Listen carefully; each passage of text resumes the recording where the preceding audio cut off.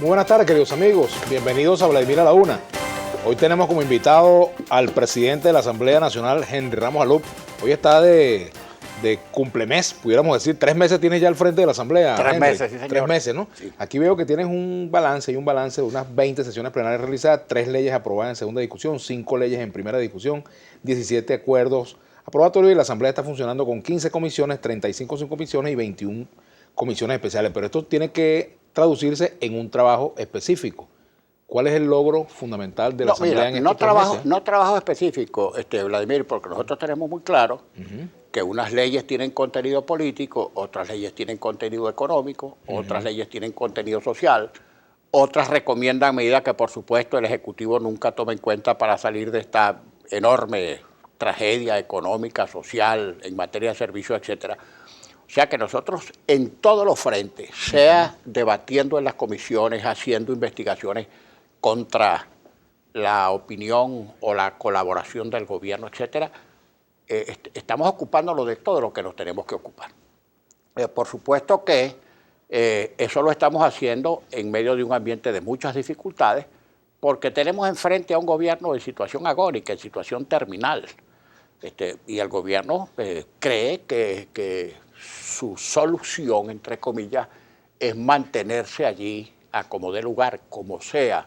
No importa que en ese como sea esté de por medio el interés nacional, el aumento del desabastecimiento, de la inflación, del costo de la vida, de la inseguridad, del colapso de los servicios públicos y tantos etcétera que, bueno, que serían de prolija enumeración aquí en el programa. Pero lo importante es destacar que todo lo que estamos haciendo, y repito, contra un gobierno que cuando controló la Asamblea, esa Asamblea era buena para ejercer todas sus funciones constitucionales y que ahora el gobierno se empeña en cerrarle el paso a como de lugar. Vamos a hablar de eso en el programa, con relación a leyes específicas.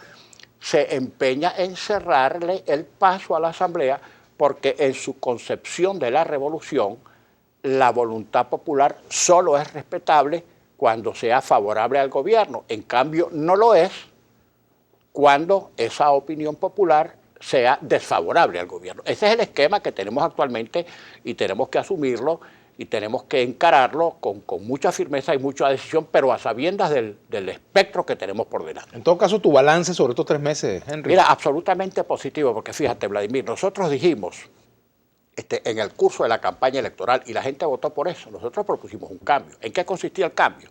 Dijimos, bueno, lo primero que vamos a hacer es vamos a recuperar la autonomía de la Asamblea Nacional como poder constitucional que es, para que cumpla con las funciones que no ha cumplido en estos 17 años, es decir, debatir ampliamente todas las materias que se presenten, controlar al Ejecutivo Nacional y a los demás poderes subalternos o derivados y legislar. Eso es lo que estamos haciendo, fíjate. Además prometimos, en segundo lugar, en segundo lugar porque tengo que establecer un orden. No es que una cosa sea primera y otra sea segunda. También prometimos promulgar y aprobar una ley de amnistía y reconciliación nacional, lo hicimos.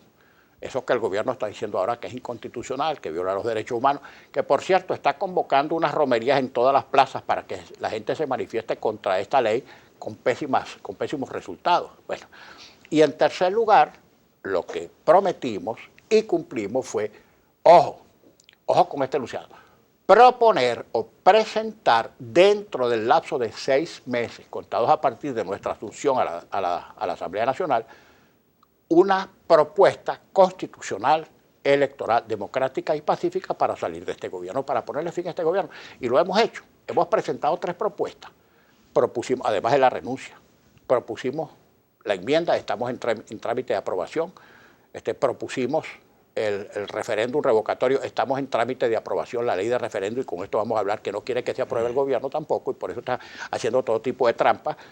Y bueno, y eso lo propusimos, repito, referéndum revocatorio, enmiendas y renuncia. Y bueno. Y ¿No era mejor para la estrategia de la oposición irse por una sola vía? Mira, al principio se decía, bueno, ¿por qué no se van por una sola vía? Si proponen más de una, eso se va a ver como que si ¿cómo se llama? Que si están divididos. No. Como tenemos que estar en situación de prevención frente a las trampas y a los obstáculos institucionales que pone el propio gobierno, tenemos que motorizarlas todas a la vez. por cierto, que ninguna de las propuestas está a salvo de acechanzas, ni de emboscadas, ni de trampas del Poder Constitucional. Y de eso vamos a hablar ahora. Vamos a hablar, por ejemplo, de la ley de procesos electorales, de la ley de referéndum, que es para facilitar el referéndum revocatorio. Por cierto, hubo una carta del Consejo Nacional Electoral al respecto, ¿no? Sí, sí, ya vamos a hablar de eso. Ajá. Está la ley del Tribunal Supremo de Justicia para corregir esa situación perniciosa que existe en la Sala Constitucional, a todo lo cual ellos se niegan. Pero bueno, vamos a hablar de esos proyectos uno y otro. Por ejemplo, el de proceso electoral. Mira, insólitamente, bueno, no insólitamente, pero en una de sus rabulerías, de sus interpretaciones viciosas y viciadas de la Constitución, tramposas, el Tribunal y el Consejo Nacional Electoral vienen a decir ahora que en materia del TSJ y del Poder Judicial y en materia electoral, solo ellos tienen la iniciativa. Es decir, nadie puede legislar en materia que toque al Tribunal Supremo de Justicia porque esa es solo iniciativa del TSJ. Te voy a enseñar algo para que tú veas lo que son estos pillacos. Fíjate, por ejemplo, la ley orgánica del Tribunal Supremo de Justicia. La ley orgánica del TSJ, que ahora este TSJ dice que es facultad privativa de ellos y que la Asamblea Nacional no puede legislar. Ni siquiera voy a estar leyendo la Constitución, sino más adelante. Mira. ¿Tú viniste armado hoy? ¿Ah? ¿Viniste armado? Sí, claro, porque yo suelo argumentar con pruebas. Yo no soy el gobierno, o sea, yo argumento con pruebas y además pruebas indubitables e incontrovertibles porque provienen de la parte a quien le estoy oponiendo la prueba.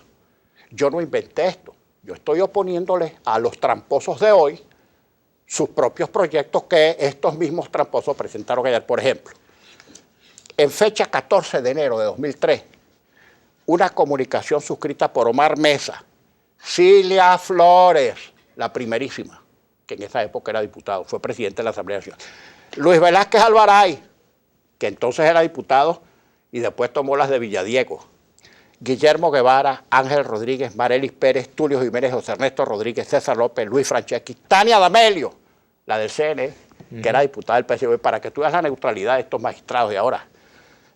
Guillermo Palacios y Ricardo Gutiérrez, mediante el cual remiten el proyecto de ley orgánica del Tribunal Supremo de Justicia, acompañado de su correspondiente exposición de motivos. Y aquí está el diario de debate, la primera discusión, la segunda discusión y la aprobación del proyecto de ley, por iniciativa de la Asamblea Nacional cuando estaba controlada por eso. Ahora esta sala de rufianes, el bufete del gobierno, dice que la Asamblea Nacional no tiene iniciativa para la ley del Tribunal Supremo de Justicia. ¡Ojo! Aquí, en esta ley, estos que están aquí, por disposición de Chávez, aumentaron el número de magistrados de cada sala, que en esa época era de 3 y los subieron a todos a 5, y la sala constitucional a 7. Entonces ellos sí podían hacer eso, aumentar el número de magistrados, modificar la ley del TSJ, etcétera, etcétera. Y ahora no lo podemos hacer nosotros. Por el principio de la revolución.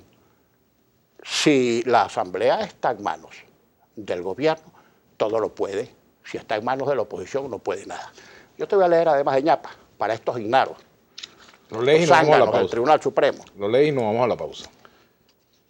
Artículo 187, numeral 1.